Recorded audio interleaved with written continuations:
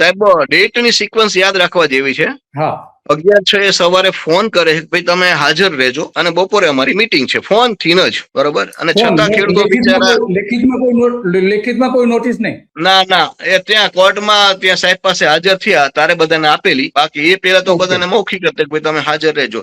અને ખેડૂતો બી ગયા કે માનો કે આપણને સાંભળે નહીં, આપણે હાજર ન રહી તો કલેક્ટર સાહેબ એક તરફી પેલું ચુકાદો કરી શકે. એટલે ખેડૂતો બિચારા ટેલિફોનિક હતું છતાં હાજર રહ્યા. અને એ 11/6 ની મિટિંગમાં અમારે સાહેબ સાથે જે વાત થઈ એમાં ખેડૂતોએ એમના પોતાના મુદ્દાને રજૂ કર્યા કે અમારું જે વઢવાણ છે એ મહાનગરપાલિકાની અંદરમાં છે. અમારા પોતાના ખેતરો જે છે એ ટાઉન પ્લાનિંગ અને ડેવલપિંગ એરિયા, જે કોઈ તાલુકો પેલો જિલ્લો હોય અથવા તો મહાનગરપાલિકા થતી હોય તો એનો ડેવલપિંગ એરિયા નક્કી કરેલો હોય. એ લોકોએ બોર્ડર કરેલું કે ભાઈ આટલો વિકાસ માટેનો સ્થળ છે. હવે આ ડેવલપિંગ એરિયામાં આવે છે. હવે અમારી થી 12 કિલોમીટર છે ત્યાં મેમકા ગામડું ગણાય, જેની ખરેખર આમ જુઓ તો એકચ્યુઅલ કિંમત ન ગણાય. પણ ભૂતકાળમાં સાહેબ એક ના એક વસ્તુના કારણે કે વઢવાણ જે છે એ ખરેખર જિલ્લો છે અને જિલ્લાની જમીનો બિલ્ડરો અને જે આ રાજકારણીય માણસો છે આમને પચાવવાની અને પડાવવાની ભાવના હોય. એટલે જો વઢવાણની જંત્રી ઊંચી થાય